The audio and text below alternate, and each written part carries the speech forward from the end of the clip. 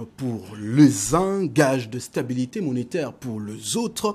Le franc CFA, cette monnaie colonie française d'Afrique d'autrefois, ne cesse jamais depuis sa création en 1945 susciter des débats dans la société africaine. Les panafricanistes en font d'ailleurs une question d'honneur à l'heure de la matérialisation de l'intégration africaine actée par les chefs de l'État lors du dernier sommet de Kigali au Rwanda et la vision émergente du continent. Faut-il sortir du franc CFA vers une monnaie unique africaine? La question sera au cœur de cette émission Presse Tribune, mesdames et messieurs, votre magazine qui traite des questions qui touchent à la marche de notre société. Et pour parler de cette question, nous avons ici l'honneur de recevoir sur ce plateau pour une fois de plus Monsieur Daniel Ngasiki. Il est ancien secrétaire général de la BEAC, auteur de plusieurs ouvrages sur l'économie. Monsieur Daniel Ngasiki, merci et bienvenue une fois de plus dans ce plateau de Presse Tribune.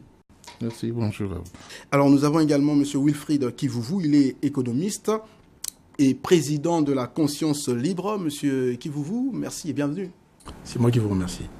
Monsieur Obambe Ngakoso, il est membre, il est militant panafricaniste et il est rédacteur en chef du Panafricant. Il nous fait l'honneur d'être avec nous sur ce plateau. Merci d'être avec nous, Monsieur Obambe.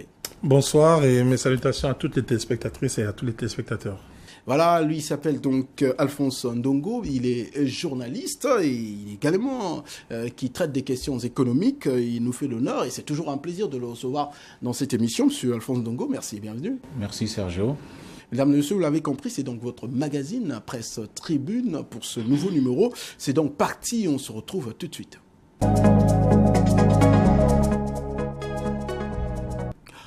De retour sur ce plateau de Presse Tribune, comme veut la règle de cette émission, on va commencer par les faits d'actualité qui auraient marqué nos invités. Je donne la parole à M. Obambe. Vous avez certainement suivi l'actualité de la semaine. Pour vous, quel sera le fait d'actualité qu'on peut retenir ? Alors, l'actualité qui m'intéresse le plus aujourd'hui, c'est une actualité qui se passe à des milliers de kilomètres de chez nous. Elle se passe en France. C'est la grève de la SNCF, Société Nationale des Chemins de Fer. Voilà une société qui est non pas endettée mais surendettée. C'est une société de droit français, c'est une société qui est dans le giron de l'État. Et pourquoi on parle tous les ans de réforme au niveau de cette société? C'est parce que l'endettement est colossal. Aujourd'hui, la dette est de 50 milliards d'euros. 50 milliards. Tous les gouvernements successifs français qui passent disent qu'il faut privatiser, il faut faire quelque chose. Et moi, j'en parle parce que en Afrique dite francophone, nous avons tendance à regarder toujours du côté de Paris, quand vous baladez, dans de la coopération française, dans de l'Union européenne, etc., etc. Et donc, moi, j'aimerais poser une question. Évidemment, c'est pas ici qu'on trouvera la réponse. C'est qu'est-ce que les gens attendent encore d'un État qui lui-même n'arrive pas à gérer ses propres entreprises? Parce que cette entreprise est très, très, très mal gérée. Mais tous les jours, nous recevons des experts qui viennent de chez eux, dans tous les domaines, dans la finance, dans l'énergie, etc., etc. Certains ont été des cadres dans cette société, une société qu'ils ont mis dans la panade, pour parler poliment. Donc, question aux Africains, aux Congolais, qu'est-ce qu'on attend encore de ces gens? Voilà, c'est votre question, donc on ne va pas y répondre tout de suite. Monsieur Kivuvu, vous également, certainement, vous avez suivi l'actualité. Oui, bien sûr, mais bon, je n'ai vraiment pas quelque chose qui pourrait peut-être retenir l'attention du grand monde. Ce que je pourrais évoquer éventuellement, c'est un sujet qui a été abordé, je crois, pendant la semaine, mais bien avant ça aussi.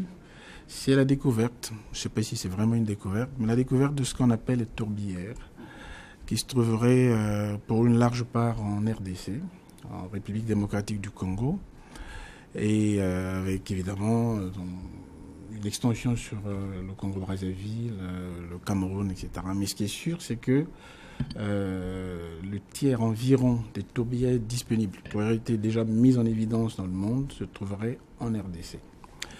Évidemment, tout de suite, compte tenu de l'intérêt écologique que cela représente, dans la mesure où les tourbières sont susceptibles de capter une bonne partie du CO2, du gaz carbonique rejeté par les industries polluantes, qui ne sont pas en Afrique, soit dit en passant, mais il y a un intérêt marqué de plus en plus, avec une sorte de sensation que ça semble réveiller par tous, aussi bien, peu sur le continent d'ailleurs, parce que beaucoup d'Africains se posent bien la question de savoir qu'est-ce que c'est qu'encore cette trouvaille bizarre, dont on ne comprend pas véritablement les enjeux, dès lors que les gens qui vivent autour de cette tourbière, vivent pauvres. Et on leur demande d'ailleurs, depuis là, de préserver la nature, de ne rien faire. Mais moi, surtout ce qui attire mon attention, c'est de savoir que maintenant que l'on sait que la RDC, par cette tourbière, peut capter à peu près le tiers des CO2 rejetés dans l'atmosphère,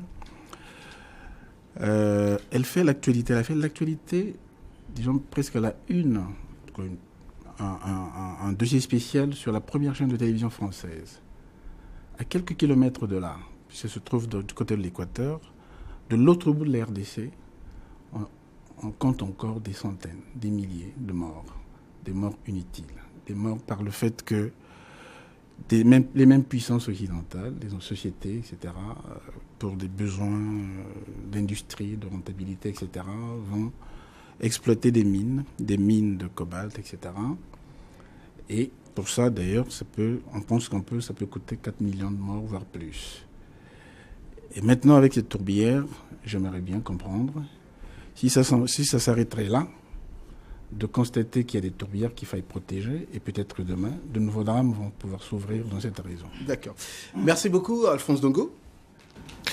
Oui, ce qui m'a marqué, c'est un peu la remise un peu en question du multilatéralisme dans le cadre des relations internationales, à travers ce que Trump et la France et la Grande-Bretagne veulent mener comme opération militaire en Syrie. C'est-à-dire qu'une opération qui passera totalement outre une résolution des Nations Unies. Alors ça veut dire qu'aujourd'hui, les États-Unis, à l'entendre, pourraient bien décider de ne pas passer par le Conseil national de sécurité à travers une résolution pour évidemment faire étalage de sa puissance. Alors moi, quelque part, cela me gêne un tout petit peu, puisque on le sait très bien que la Russie s'y oppose et que donc ça ne peut pas passer. Mais ça veut dire tout simplement aujourd'hui que ceux qui sont plus puissants, ils peuvent bien mettre en parenthèse les Nations Unies pour agir au nom de leur puissance militaire. Mais tout de même, je suis aussi heureux de constater que l'appui de la Russie à la Syrie essaie un peu de rééquilibrer les relations internationales. Parce que après la chute du mur de Berlin, on a constaté que, évidemment, tout était régenté par un seul bloc.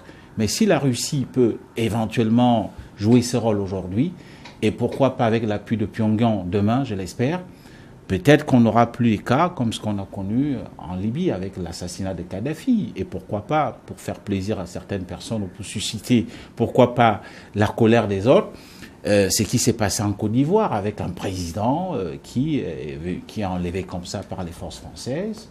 Et évidemment, on demande à son bourreau de l'envoyer chez des Blancs pour qu'il soit jugé. À La Haye, plus précisément. On va terminer avec M. Ngassiki.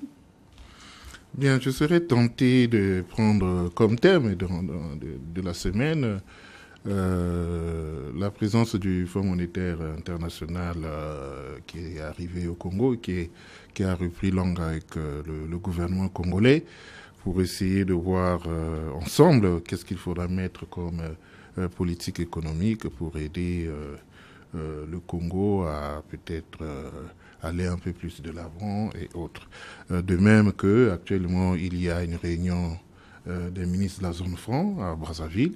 C'est un événement qui n'est pas à négliger. Il est bon que les professionnels puissent se retrouver régulièrement entre eux et échanger comme tel. Et c'est ce qui se passe donc actuellement. Mais j'aimerais plutôt prendre comme sujet un thème qui m'a vraiment largement intéressé dans la semaine. Ça s'est passé dans une chaîne internationale où l'on présentait une innovation avec des questions éthiques, mais d'abord une innovation pour une nouvelle solution pour lutter contre le paludisme. Une solution pour lutter contre le paludisme qui consisterait, on a trouvé qu'avec une modification génétique du moustique, on peut y insérer, on a découvert des molécules qui peuvent conduire les moustiques à perdre, disons, leur capacité de fécondation, et qui ferait donc que le moustique devient stérile, avec cette capacité que, en cas de contact avec un moustique féminin, eh bien, ça la rend également stérile. Donc, il devient possible, et de proche en proche, de rendre donc les moustiques en quelque sorte stériles, et avoir une génération de moustiques qui pourraient ne plus être capables de se reproduire. Donc, en fait, éteindre un peu sur le territoire où les moustiques transformés génétiquement seraient insérés, parce que ça dépendrait de la volonté d'un gouvernement de prendre cela comme solution pour combattre le paludisme.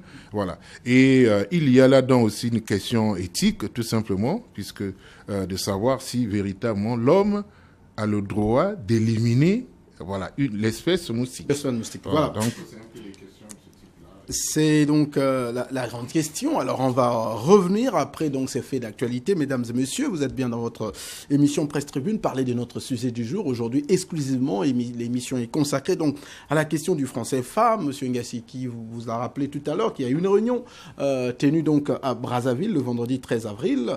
Réunion donc des ministres des Finances et les présidents des institutions régionales et les gouverneurs des banques centrales de la zone franc ici.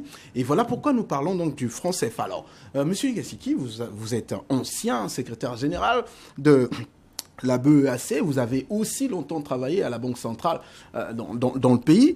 Alors, parlons du franc CFA. La première question, est-ce que quand on réfléchit en termes de cet acronyme qui nous renvoie à la colonie française de l'Afrique. Aujourd'hui, on parle de coopération financière en Afrique, notamment s'agissant de l'Afrique centrale. Le franc CFA est-elle une monnaie africaine ou étrangère? Le franc CFA, en réalité, quand on parle de ces mots-là, le grand problème est qu'il y a beaucoup de confusion, un peu même sur la chose, sur l'objet. En réalité, pour parler du franc CFA, je suis tenté de dire qu'il faut distinguer 3 francs CFA. Il y a le franc CFA effectivement colonial, qui s'appelait franc des colonies françaises d'Afrique. Ce franc CFA-là était créé par la France, disons en 1945, par la France. Il était émis par des banques centrales ou des instituts d'émission de juridiction et d'actionnariat français.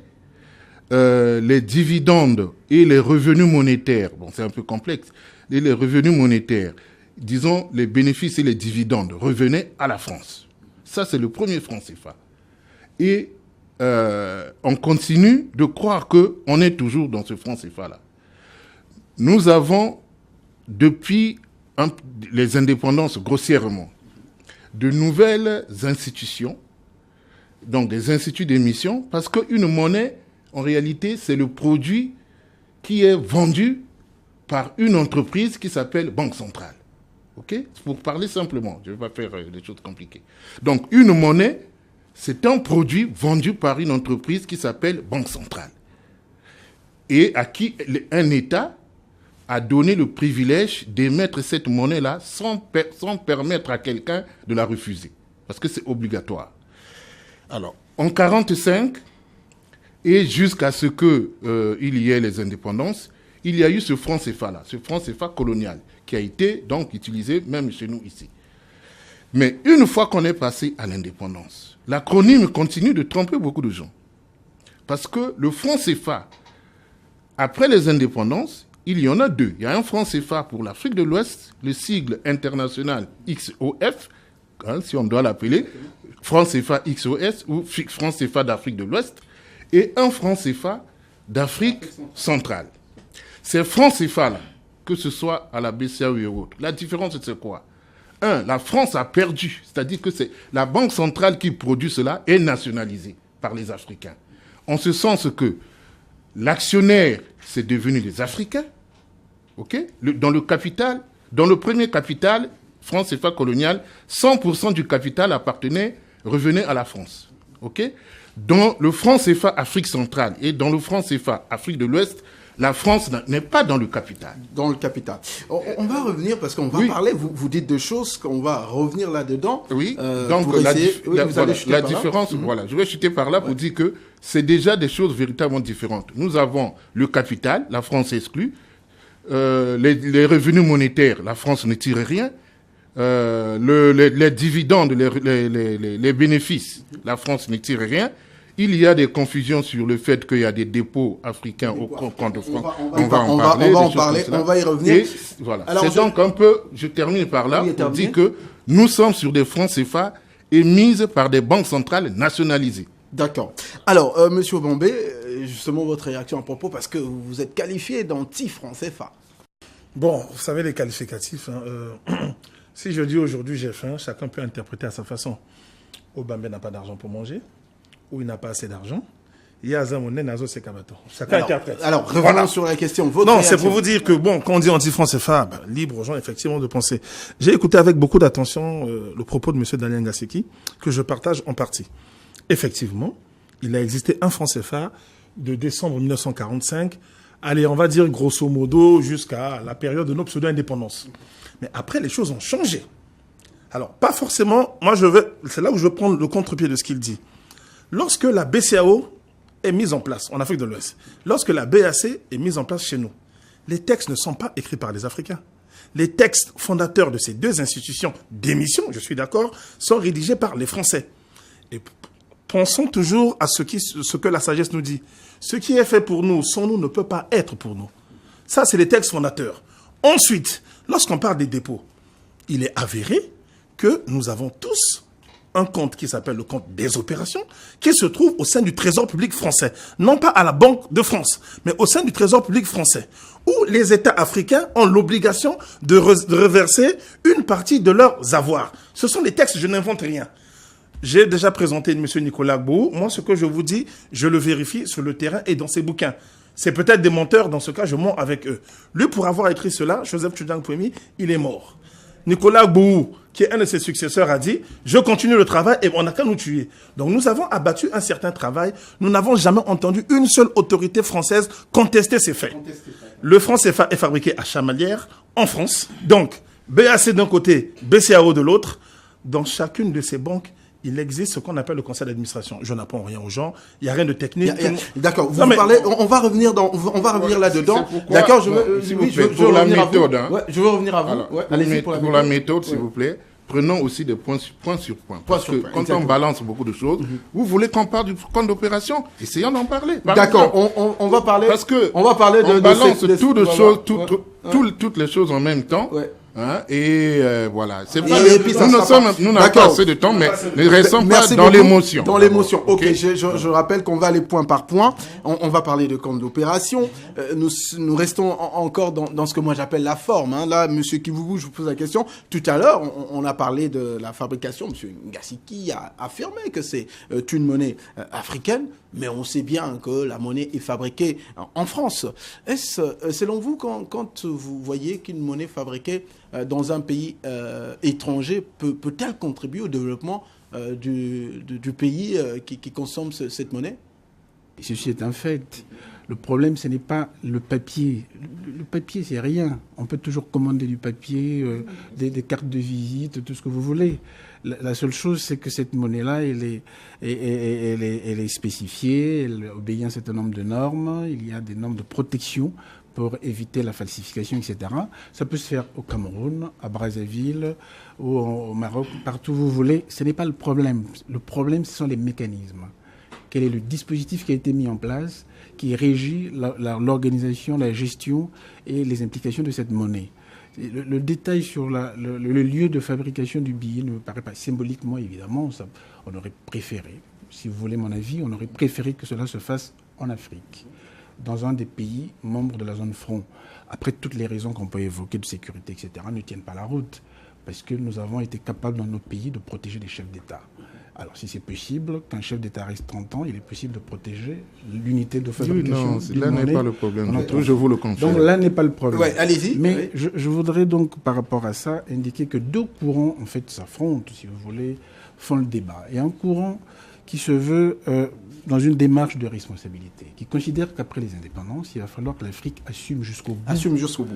D'accord, on va revenir, excusez-moi de vous interrompre, parce qu'on va, allez-y, finissez par là. Je vais finir juste là-dessus. Et puis il y a le deuxième courant qui lui considère, en fait, on aurait pu l'appeler, ce qui s'est passé en fait vers la fin des années 50, ce qu'on appelait le courant assimilationniste.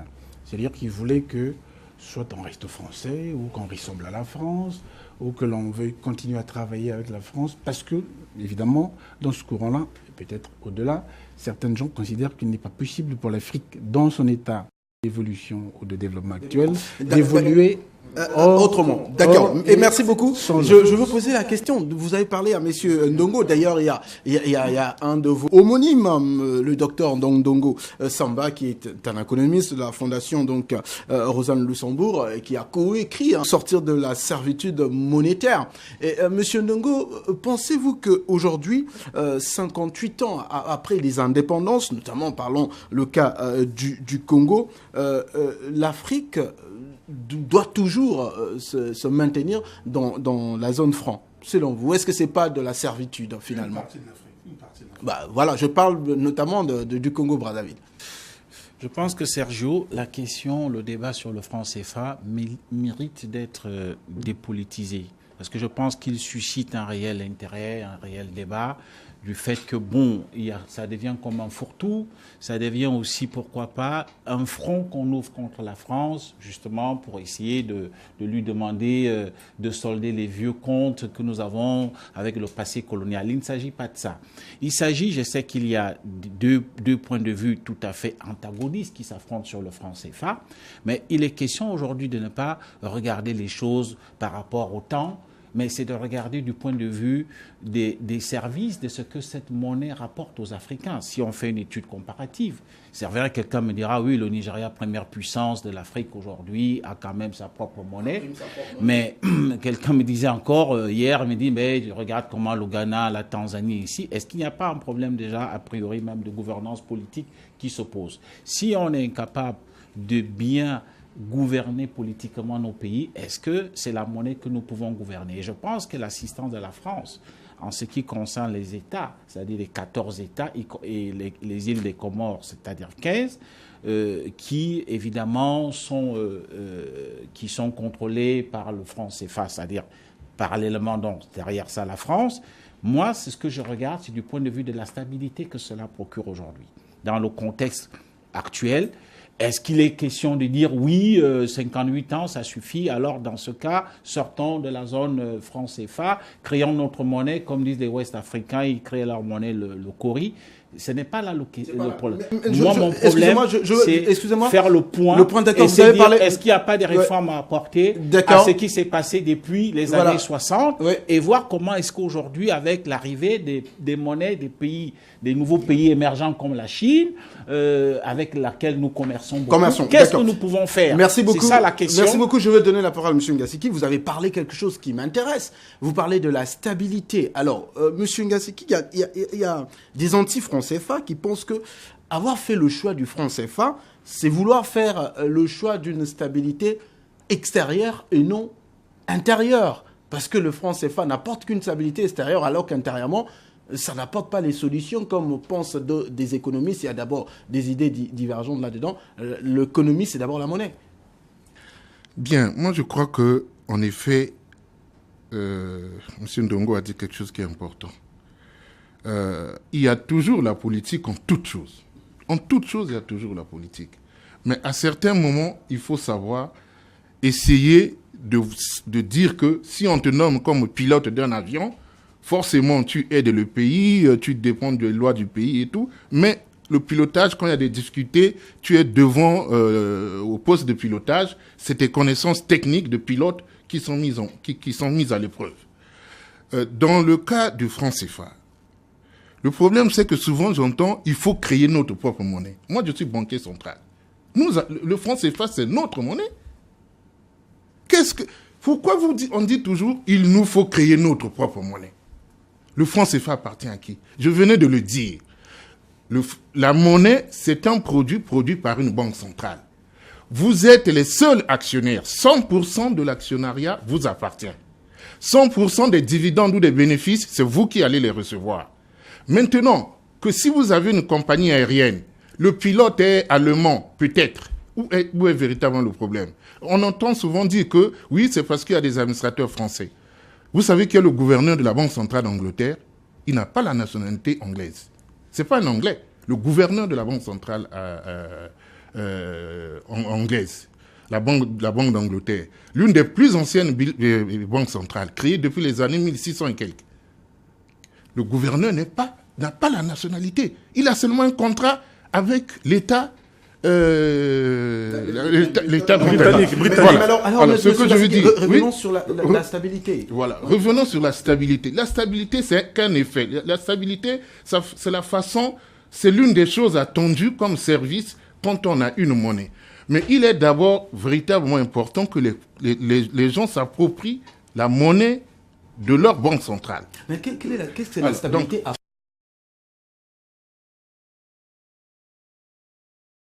apporte dans des économies aussi faibles que des économies africaines, alors la stabilité, écoutez, nous avons des économies faibles. Non, excusez-moi, quelle économie faible? Votre économie, l'économie faible, ne vous empêche pas de régler déjà un problème avec la monnaie. Dans les problèmes économiques que vous avez à régler, vous avez à régler un problème qui est typiquement monétaire, les questions d'inflation. Vous avez l'inflation, la pauvreté et tout cela. C'est tous ensemble des problèmes. Mais alors, pourquoi on parle de l'inflation alors qu'aujourd'hui, on sait que sur le plan mondial, on parle beaucoup plus sur les questions de la croissance. Pourquoi l'Afrique doit s'arrêter sur l'inflation? Excusez-moi. Est-ce que, en termes de taux de croissance, vous savez, les taux... En pleine zone franc CFA, vous allez des pays qui ont une faible croissance à des pays qui sont majeurs en croissance aujourd'hui en Afrique, tels que la Côte d'Ivoire et autres. Le Congo a eu des moments de taux de croissance élevés et autres. La seule question est de dire que il y a une confusion. La monnaie est importante, mais la monnaie ne règle pas tous les problèmes. Et donc, pour ce qui concerne la gestion monétaire, en ce qui concerne la monnaie, je peux dire que pour ce qu'on peut attendre des services que peut rendre une monnaie, le franc CFA rend parfaitement bien, enfin parfaitement, il n'y a jamais de perfection, il n'y a pas de perfection, mais le rend assez bien, et par rapport aux monnaies qui ont cours en Afrique, les gens qui gèrent le franc CFA, moi, on fait des réunions, même les autres banques centrales. Hein. Donc, on n'a pas froid aux yeux. D'accord. Merci beaucoup. Alors, je posais une question, M. Bambi. Tout à l'heure, on parlait. On a dit beaucoup de choses. On a dit bien évidemment, vous allez rebondir, mais on a cette question de temps. On va bien circonscrire les débats. Alors là, j'étais en train de parler de ce que le franc CFA apporte ou pourrait apporter ou n'apporte pas à l'Afrique, selon des Antilles. Tout à l'heure, je posais la question. Je posais la question sur le côté donc le développement. Est-ce que le franc CFA apporte ce dont l'Afrique a besoin? Non, ça ne nous apporte rien. Monsieur Ndongo, je prends un peu le contre-pied de ce que vous avez dit. Tout est politique. Hélas, tout est politique. La monnaie est une question éminemment politique. Donnez-moi le contrôle de la monnaie d'un pays et je n'ai besoin de rien d'autre. Je fais ce que je veux de ce pays. Sur ce point, permettez-moi de dire, donnez-moi le contrôle d'une monnaie. Si vous voulez prendre le contrôle d'une monnaie, vous prenez le contrôle de la Banque centrale. Et les Africains en Afrique centrale ont réussi à prendre devant la France le contrôle de leur banque centrale. Je ne suis pas la France avait 100% du capital, maintenant ils ne sont plus dans le capital. La France reprenait tous les revenus monétaires sur la circulation monétaire en Afrique centrale, c'est devenu zéro. La France avait les dividendes comme une société. Les dividendes, la France prenait. Maintenant, nous les prenons tous, sans que la France prenne. Non. Il y a l'assistance. Monsieur Ngassiki, vous l'avez dit tout à l'heure. Donc, ne dites pas. Mais ne dites pas que. Je vais insister. Non, je me permets d'insister. S'il vous plaît. Non, s'il vous plaît, monsieur Ngassiki, là, je veux créer. Il faut qu'on évolue parce que. Non, monsieur Ngassiki, à deux reprises, il a parlé des dividendes. Non, mais allez-y. Moi, je ne reviens pas là-dessus. D'accord. Moi, je veux qu'on évolue. Les Français qui sont au sein du conseil d'administration de la BES. Dans les conseils, il n'y a que sur le 16 membres, aujourd'hui, il n'y a qu'un seul Français. Et vous savez comment on prend les décisions? Mais sans sa présence, on peut pas prendre des décisions. Ce sont les textes de la BEAC qui le disent. Ça, c'est les textes de la Banque centrale des Comores. Je suis désolé de vous dire que j'ai quand même suivi le président de Banque centrale. Est-ce que vous avez lu les textes centrale de l'Afrique de l'Ouest? Ils n'ont pas le droit de veto. Enfin, la représentation de la France n'a pas de droit de veto. Non, mais ceux qui vous le disent, ils ont une voix prépondérante. Sans eux, on ne peut pas décider. Nous sommes des enfants monétaires. Donc, je me permets donc de répéter, la monnaie est une question politique. Lorsque M. Ngassi qui dit que le gouverneur de la Banque centrale en Angleterre, oui, il n'y a pas de problème. Ça, c'est une réalité. Mais quand vous allez au sein du conseil d'administration de la Banque centrale européenne, vous trouverez 0 Africains. Ce sont des Européens.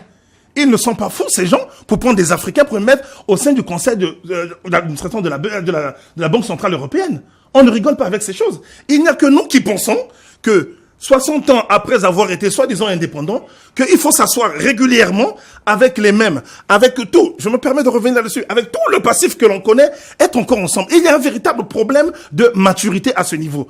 Madagascar, un jour, a quitté cette zone, ils n'en sont pas morts pour autant. Les pays de l'Afrique centrale et les pays de l'Afrique de l'Ouest qui utilisent cette monnaie sont parmi les plus pauvres au monde. Ce n'est pas moi qui fais le classement. La Banque mondiale fait le classement chaque année. Ils sont parmi les plus pauvres. On doit quand même se poser des questions. S'il vous plaît, en fait, vous parlez, s'il vous plaît, vous allez prendre la parole. Oui, parce qu'il ne faut pas mélanger les questions d'économie et les devoirs avec la monnaie. Monsieur qui vous voue, monsieur qui vous voue, alors, les pays zones francs CFA en Afrique ne sont pas les derniers en Afrique. S'il vous plaît, d'accord. Non, j'ai dit qu'ils sont parmi les plus pauvres au monde. Parmi les plus pauvres au monde. Toute l'Afrique est la plus pauvre, le continent le plus pauvre. Monsieur qui vous voue, comment alors vous comprenez d'ailleurs que nos banques centrales ont pris l'indépendance vis-à-vis de l'État, vis-à-vis de nos États. Mais comment expliquez-vous que nos banques centrales qui ont une indépendance vis-à-vis de nos États, mais sont quand même féodés avec le ministère français des Finances ou alors comment dirais-je, l'Union européenne dans le secteur des finances. Comment vous expliquez ça? Mais le lien, il est établi, enfin, il se crée à partir de ce compte d'opération, ce fameux compte d'opération qui gère les réserves d'échange de toute la zone franc au niveau du Trésor français. C'est un compte d'opération auprès de la Banque centrale européenne, mais qui est un compte du Trésor français. Non, mais évidemment, en quelques minutes, on a réussi à recréer exactement le climat d'un débat sur le franc CFA qui ne peut pas être serein, qui ne peut pas être, j'allais dire, constructif.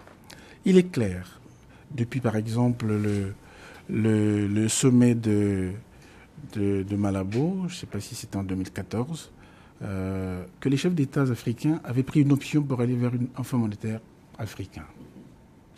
Cette évolution ne pourrait pas s'arrêter.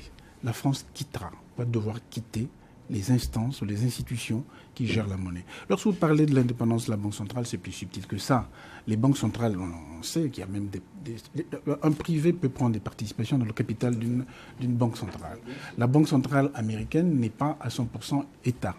Elle est contrôlée par l'une des plus grosses fortunes au monde, les Rothschild, etc. Donc, mais ceci dit, elle est missionnée par l'État. C'est là qu'il fallait comprendre que c'est une prérogative régalienne. C'est en cela que se pose la véritable question de la reconquête des instruments de souveraineté dans le domaine économique. Après, on peut ne pas être d'accord sur le fait de le faire aujourd'hui parce que, semble-t-il, les économies africaines ne seraient pas capables de s'autogérer du point de vue monétaire, ce dont je ne crois pas. Il va falloir mettre le pied à l'étrier pour se rendre bien compte. Et si la France, admettons, supprimait ce compte des opérations, considérer que pour l'instant, en ce moment, ils n'en ont plus besoin. J'ai déjà posé cette question. Et si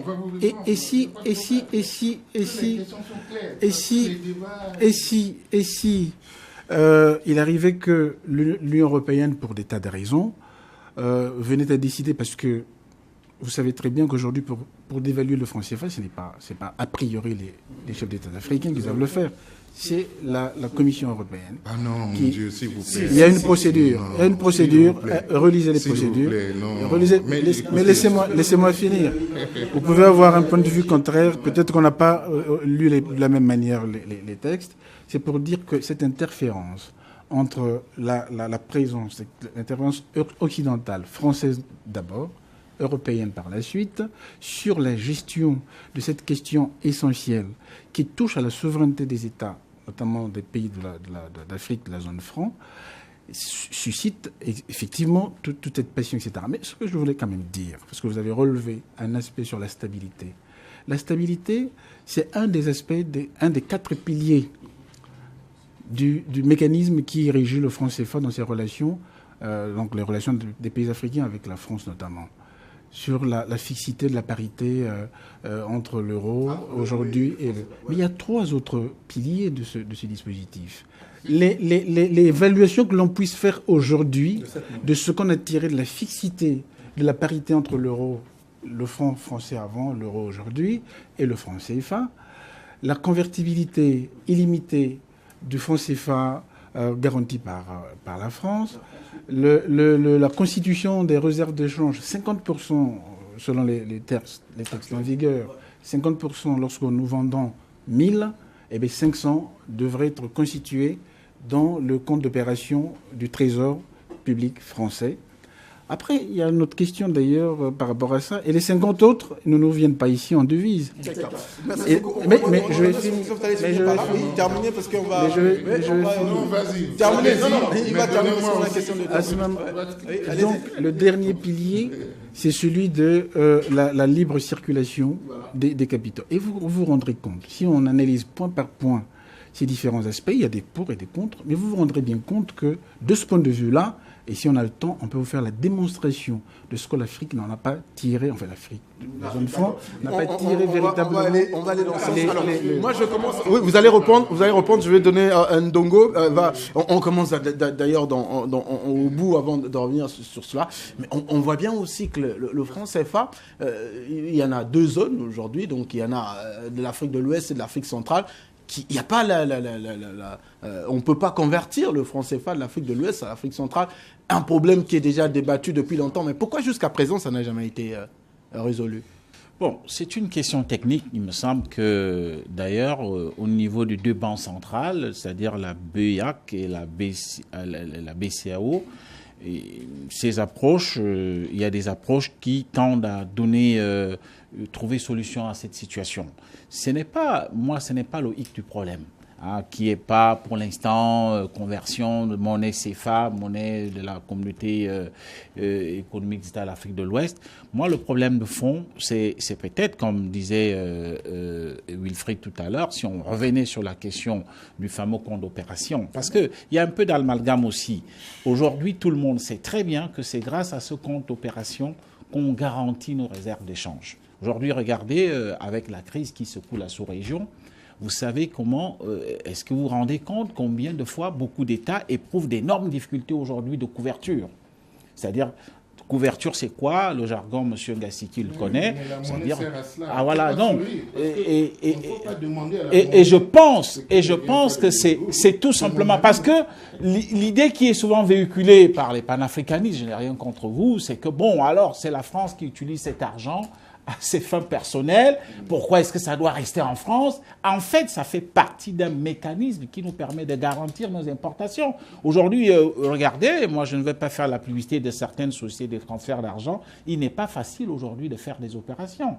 Il n'est même pas facile à certaines sociétés de faire des opérations d'importation dans notre pays, tout simplement parce que, d'une manière ou d'une autre, notre compte, enfin, nos réserves d'échange se sont quelque peu érodées. Donc, il est question, à mon humble avis, je le dis, il n'est pas toujours question de voir derrière le franc CFA. En fait, ça pose problème parce que c'est la France. En fait, c'est ça. Et je comprends qu'il y a une nouvelle génération qui arrive, des jeunes qui, aujourd'hui, qui sont assez branchés, qui se demandent pourquoi est-ce que la France devrait nous recoloniser à travers la gestion d'une monnaie. Mais il ne s'agit pas de ça parce qu'aujourd'hui, M. Ngassiki l'a dit sur ce plateau, ce sont les Africains qui gèrent aujourd'hui la monnaie. Et peut-être on peut leur demander, est-ce qu'on ne peut pas aller vers des réformes? Des réformes. Il n'est pas question de dire tout simplement, bon, c'est une monnaie qui nous apporte rien. D'accord, merci beaucoup. Oui. Alors, monsieur, s'il vous plaît, on va donner la parole à monsieur Ngassiki. Alors, il y a plein de choses qui s'est dites ici. On parle de ce fameux compte d'épargne, monsieur Ngassiki. On ne va pas quand même dire que... Non, plutôt compte de dépôt, compte d'opération et des dépôts. Voilà, ok. Est-ce que c'est bon, d'abord, je dois vous dire, le compte d'opération n'est pas un scandale, quand on sait ce que ça signifie. Ce qu'il faut savoir, c'est que la monnaie, la première des choses, c'est que toute monnaie, quand vous gérez une monnaie, dans une banque centrale, il y a, une partie qui est l'actif. L'actif, vous avez des avoirs extérieurs et vous avez des crédits. Techniquement, la personne qui combat les avoirs extérieurs, s'il est conséquent, il doit aussi combattre les crédits. Parce que c'est le même bloc.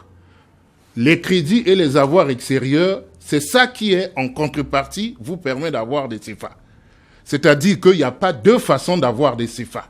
Si votre monnaie, là, vous avez des avoirs extérieurs, on vous donne des CFA. Parce que ce qu'on dit sur le compte d'opération, en réalité, même si on sort du franc CFA, le compte d'opération peut rester. Si ce n'est pas le compte d'opération, il y aura toujours des comptes extérieurs.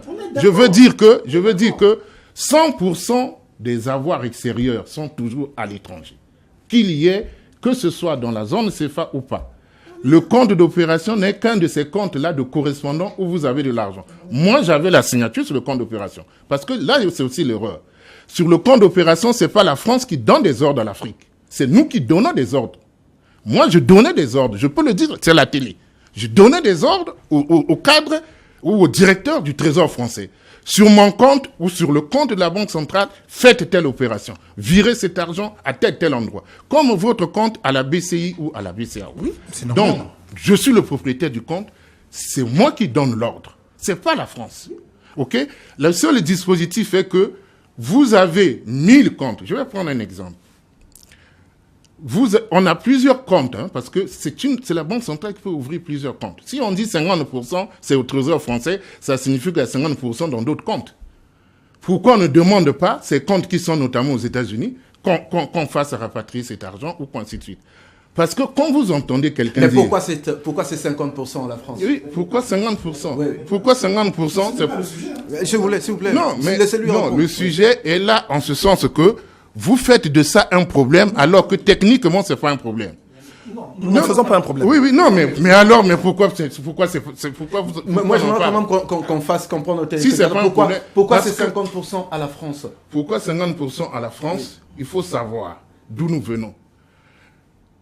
On n'avait pas des États et autres. OK? À un moment donné, quand nous sortions de l'indépendance, le franc CFA était une monnaie française. Chaque monnaie, en contrepartie, a des avoirs extérieurs. Ça, que ce soit le yuan chinois, que ce soit le nigérian, c'est pareil. OK? Donc, nous, en tant que monnaie, il y avait la monnaie CFA avait ses comptes à l'extérieur. Et notamment, comme c'était la France, elle gardait chez elle. Ça ne posait pas de problème. Puisque c'était un compte de correspondance. C'est un compte de correspondance. Donc, maintenant, c'était donc à l'époque, au moment où on avait les indépendances, c'était presque 100%. Puis, progressivement, on a dit, mais nous pouvons, nous, avec la France ou pas, ainsi de suite, et eux, ils sont d'accord avec nous, qu'on puisse ouvrir également d'autres comptes et autres. Parce que, je le rappelle, au départ, il y a 100% à l'étranger, pour n'importe quelle banque centrale, pour n'importe quelle monnaie. Donc, ces 100% peuvent être soit dans un seul compte ou dans une multitude de comptes. C'est la seule différence. Donc, à parler des avoirs extérieurs qui doivent financer le développement, en termes d'avoirs extérieurs, l'Angola seul a plus d'avoirs extérieurs que de la Côte d'Ivoire au Centrafrique, mélangés, OK? Qui sont également à l'étranger. Donc, eux, ils n'ont pas rapatrié. Si nous créons une monnaie qui est comme le Kwanta ou comme le dinar algérien, on est dans la même chose, dans la même situation. Nous avons l'équivalent presque de quoi aujourd'hui? De l'ordre de 5 milliards, 7, 9 milliards de dollars de réserves d'échange. L'Algérie a 150 milliards et à l'étranger. L'Angola a près de 17 milliards et à l'étranger. Bon Dieu, pourquoi ce qu'on veut demander à ceux qui ont le franc CFA, qui est aussi là, c'est coopération financière africaine ou communauté financière africaine, parce que pour le nom, si on citait seulement le nom, je ne sais pas ce que les gens ont contre la coopération financière en Afrique. D'accord, merci beaucoup. Bon, donc, on va donc aller... le temps va vite, vous allez chuter par là. Je chute par là pour dire que, voici, là par exemple, on entend que quand nous recevons de l'argent, la France prend 50%. C'est justement ce genre de choses qui, effectivement, moi je ne l'accepterai pas. Que si on a des devises, la France prenne 50%, personne ne l'accepte. Voilà. Ni les anti, ni les pro-franc CFA, entendons comme franc CFA, parce que cela n'est pas vrai. Malheureusement, c'est ce qu'on a mis dans la tête des Africains. La France ne prend pas du tout. Vous avez 1 milliard de dollars que vous avez reçus, vous recevez chez vous la contrepartie de 1 milliard de dollars dans votre compte. Vous n'entendrez aucun exportateur dire que on ne m'a donné que la moitié de ce que j'ai gagné à l'étranger. Jamais. Merci beaucoup. Parce que ce qui est dit par les anti-francs CFA est faux. Et faux. Alors d'accord, moi rapidement, il faut vraiment qu'on soit concis parce qu'il y a question de temps. Oui, mais non, vous pouvez pas, s'il vous plaît, vous allez prendre, pas revenir, sinon on va pas terminer. Alors qu'est-ce qu'on gagnerait en restant en francs CFA et qu'est-ce qu'on perdrait plutôt en restant en francs CFA et qu'est-ce qu'on gagnerait si on en sort? Voilà la question. Vous savez, puisqu'on ne peut pas rebondir sur ce qui a été dit, lorsque les Marocains accèdent à l'indépendance, parmi les premières mesures qu'ils prennent, c'est de créer leur monnaie. Lorsque les Algériens accèdent à l'indépendance, parmi les premières mesures qu'ils prennent, c'est de créer leur monnaie. Je pourrais citer une multitude d'États. De toutes les monnaies coloniales, si je puis dire, quand les Anglais ont quitté l'Afrique de l'Est, ils ont vraiment quitté. Il n'y a que les Français qui ont quitté, sont quittés. On en a parlé. Conseil d'administration de la BEAC, ils sont là. Sans eux, on ne peut pas décider. Ce sont les textes. Je n'invente pas. Je suis désolé. S'il vous plaît. D'accord, s'il vous plaît. La réponse à votre question. D'accord. Non, ça veut dire que oui, s'ils concrètement, voilà, je vous réponds. Je vous réponds. D'accord, s'il vous plaît. Puisque cette réponse ne vous satisfait pas. Non, c'est pas à moi que ça satisfait. Je vais mieux éclaircir. Ça veut simplement dire. S'il vous plaît, monsieur Ngassi. Voilà. Ça veut simplement dire ceci. Si on veut être conséquent avec nous-mêmes, avec le mot indépendance, si nous faisons une banque centrale en Afrique centrale, si nous faisons une banque centrale en Afrique de l'Ouest, mettons-y des gouverneurs, des administrateurs africains. C'est pas aussi compliqué. Mais c'est pas ce qui se passe aujourd'hui, ils sont administrateurs africains. Mais nous vous disons bien qu'il y a des Français qui sont là, dont la voix est prépondérante. Vous ne voulez pas l'entendre. Mais on dit sur 16, il y en a qu'un. Le problème, c'est pas le nombre. Ce sont les textes qui le disent. D'accord. Ce sont les textes qui le disent. Merci beaucoup, monsieur Kivuvu. S'il vous plaît. Oui, allez. Quand des intelligences se retrouvent, c'est quand même de s'échanger des informations aussi. Hein. Ce n'est pas là comme... On ne fait pas de ping-pong. Je n'ai aucun problème. C'est un jeune frère. Donc, c'est pas du ping-pong qu'on fait ici. On est là aussi pour s'échanger des informations. Sur le droit de veto des Français. Le principe, c'est pas le droit de veto. Le principe est que il y a aucun État africain entre nous. On n'a pas encore le sens de l'union, de se défaire justement de la souveraineté, où on a dit, nous sommes ensemble, mais les décisions qu'on prend, nous demandent chacun de nous être d'accord. Donc, chaque pays a dit, mes administrateurs doivent avoir un droit de veto. Chaque pays. Donc, l'unanimité, c'est pas le mot droit de veto.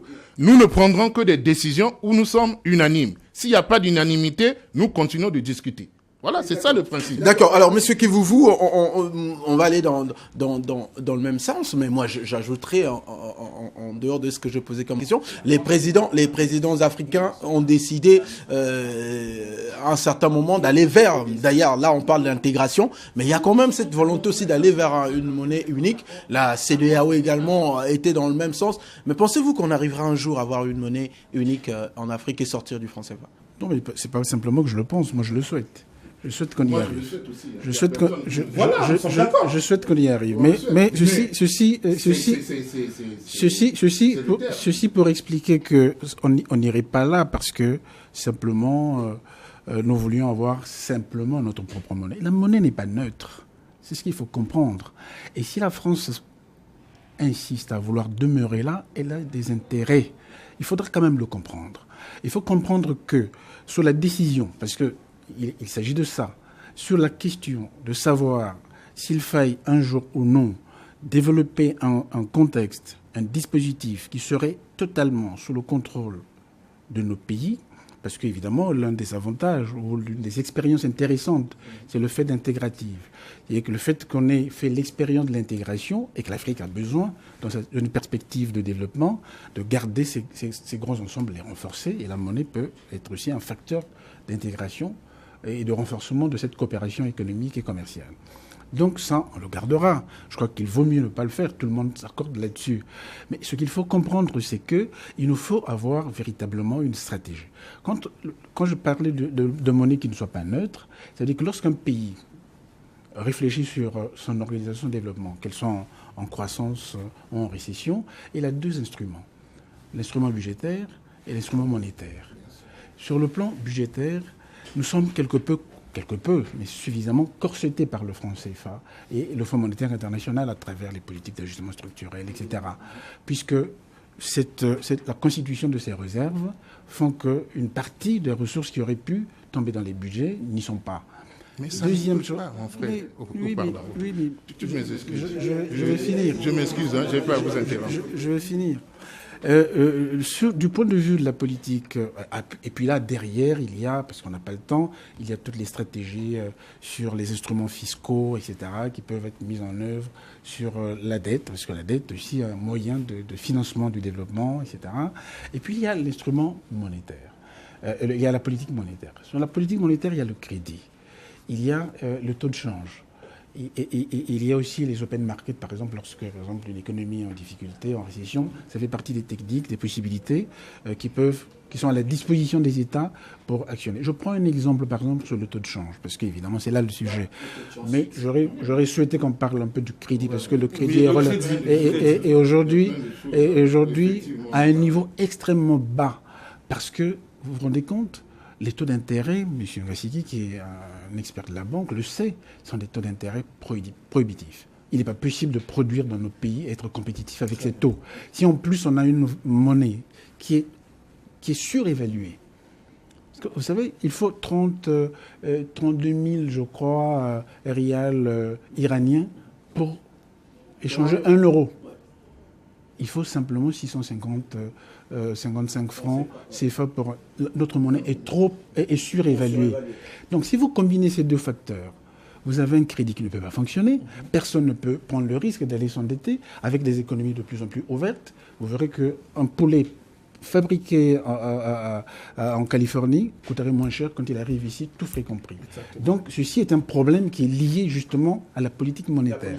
Sur le change, sur le taux de change, lorsque, par exemple, nous sommes aujourd'hui dans une situation, le cas du Congo, extrêmement difficile, alors on a souvent tendance à raconter que nous n'avons pas de production, etc. Mais qu'est-ce qui peut stimuler la production aussi? C'est par exemple de décourager les importations. Si on décroche, et là ça dépendrait de nous, c'est quand je dis nous, dans le cadre par exemple d'une stratégie communautaire, lorsque nous faisons partie d'une communauté monétaire, c'est à ce niveau-là que les politiques, les stratégies se décident. On peut décider de décrocher. La Chine le fait régulièrement. Les États-Unis le font régulièrement. Les Européens ont ce problème-là avec les États-Unis parce que quand l'Amérique a un problème, elle décroche la valeur du dollar, l'euro s'apprécie. Et vous vous rendez compte que chaque fois que l'euro s'apprécie, le franc CFA aussi s'apprécie. Et là, normalement, on aurait dû connaître des évaluations compétitives. Et on ne le fait pas. Et quand on accumule tout ça, au bout d'un certain temps, si jamais il y a, par exemple, un décrochage ou un choc extérieur, et on va vers des dévaluations qui peuvent jusqu'à atteindre les 50%. D'accord. Donc, merci beaucoup, monsieur Kivuvu. Une monnaie doit refléter la réalité de l'économie. Une économie n'est jamais stable sur 30 ans durant, c'est pas possible. Il faut l'adapter en permanence.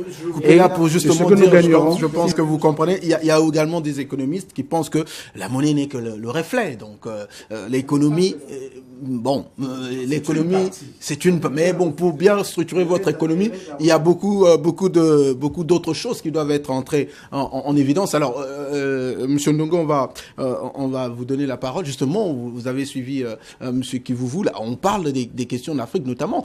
Parmi les reproches qu'on fait également, on se dit que les francs CFA ne contribuent pas au niveau du développement, notamment dans les investissements en Afrique. Est-ce que ce seul facteur ne peut pas permettre que penser autrement l'avenir de l'Afrique quand on sait qu'on est dans l'ère d'intégration régionale? Je pense qu'il ne faut pas avoir des points de vue obturés.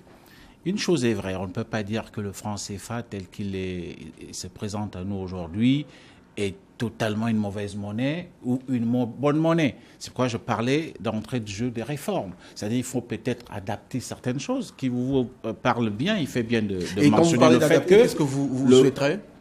Je souhaiterais par exemple qu'aujourd'hui, normalement, comme une monnaie devrait fonctionner, c'est-à-dire qu'au niveau de la Banque centrale, les taux directeurs soient assouplis pour qu'évidemment l'investissement arrive. Et l'investissement ne peut arriver qu'à travers l'octroi des crédits. Moi, je ne suis pas dans ce débat tout à fait anticolonial où on voit toujours la main noire de la France dans tout ce que nous faisons. Je disais d'entrée de jeu que si on est incapable de gérer de manière structurée le monde politique, est-ce que vous pensez que si aujourd'hui on demandait à chaque État, pourquoi pas de créer, de battre sa propre monnaie, nous serons à même de gérer réellement nos banques centrales? Déjà, celles qui sont là, il y a de la peine à ce que tous les États respectent les critères de convergence. Bon, moi j'estime tout simplement qu'il faut tout simplement tenir compte du monde économique d'aujourd'hui, rendre nos économies, c'est vrai, compétitives, parce que le facteur monnaie, lorsqu'on ne peut pas tout le temps tenir compte de la température du marché pour voir si on doit faire fluctuer la monnaie vers le haut, vers le bas, en tenant compte de nos intérêts, je pense que ça pose un véritable problème. Et d'ailleurs, ça pose un véritable problème lorsqu'on parle de cette situation de libre-échange, de marché de libre-échange.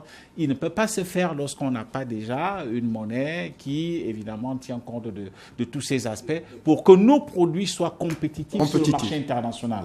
Donc, moi, je ne rentre pas dans ce débat. Je dis, c'est vrai qu'on constate qu'il y a quand même des choses qu'on peut apporter, qu'on peut essayer d'ajuster pour que nous ayons une monnaie plus intégratrice et qui permette à l'ensemble des États, notamment les 15 qui sont là aujourd'hui, les 14, de pouvoir aller vers le développement tant souhaité. Mais il n'est pas question de dire, bon, c'est la France qui gère tout. Parce que si on regarde les choses dans ce sens, je vous le dis, ça ne fait pas toujours des heureux. Moi, suivez mon regard, certains pays qui gèrent leur propre monnaie, je pense que tout le monde sait comment est-ce que ça entraîne les migrations économiques vers la zone CFA. Moi, j'ai vu des Angolais qui veulent s'installer chez nous parce qu'il y a un facteur de stabilité.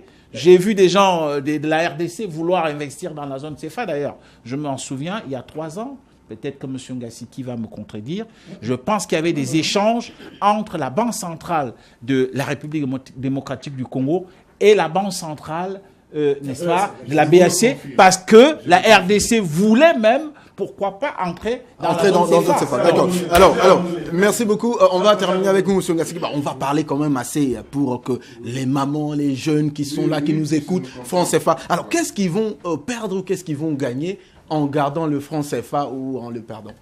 Bien. Ce que l'on peut perdre ou qu'on peut gagner avec le franc CFA, le gagner ou le perdre, en sortant ou en ne sortant pas, il n'y a rien de particulier qui est véritablement propre au franc CFA et qu'on ne trouve pas ailleurs, sauf que, au ce qui concerne le franc CFA, on le gère sous la forme de, en recherchant les meilleurs standards.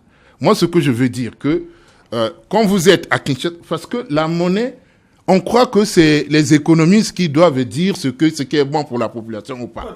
Prenez les monnaies africaines, prenez les francs congolais en face, prenez des francs CFA, que ce soit à Brazzaville ou à Kinshasa. Demandez, on vous dit, prenez cet argent-là, gardez-le pendant 1 an, chacun reçoit cet argent, il le garde pendant 1 an et nous venons faire les comptes 1 an après. Vous verrez dans quelle direction se fera. Moi, j'ai été à Kinshasa, le franc CFA est géré comme une devise. Voilà. Donc, alors, ce que vous avez dit, s'il vous plaît, ce que je suis d'accord, je suis parfaitement d'accord avec vous sur la question de la parité. La parité ne peut pas être fixe tout le temps. Mais justement, ce qui concerne le franc CFA, la parité est fixe mais ajustable. Je dois dire que ce n'est pas une spécificité aussi du franc CFA. Une étude du Fonds monétaire international en 2016 sur les monnaies africaines a constaté que 63% des monnaies africaines sont en parité fixe. Donc, vous pouvez sortir du franc CFA, aller être avec votre monnaie, pourtant adopter la parité fixe.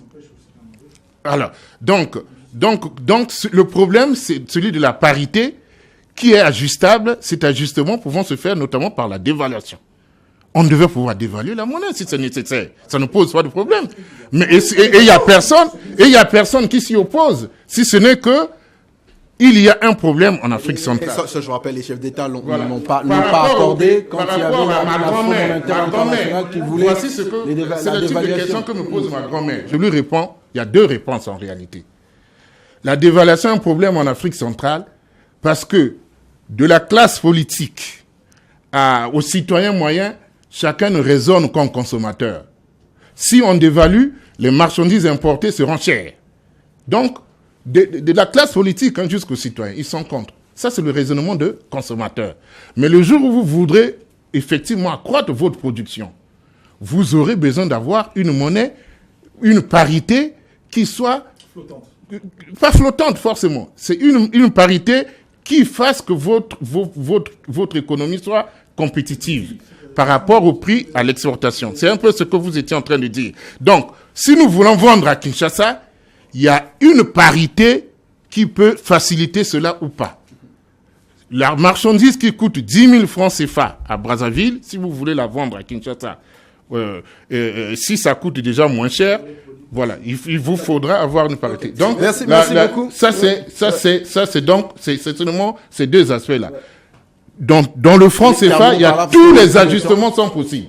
Tous les ajustements sont possibles. Il suffit de s'y accorder. D'accord. Merci beaucoup. Donc, très chers téléspectateurs, les débats étaient houleux. On va revenir sur cette question. C'est tellement important. Je vous rappelle que j'ai reçu pour cette émission monsieur Daniel Ngassiki, également monsieur Obombe, monsieur Kivuvu et Alphonse Ndongo. Merci à vous d'avoir participé à cette émission. Les débats continuent chez vous à travers nos adresses des réseaux sociaux. Continuez donc à réagir. Faites-nous parvenir vos réactions. Nous aussi, à travers ces numéros qui s'affichent au bas de votre petit écran par SMS, ça nous fera énormément plaisir.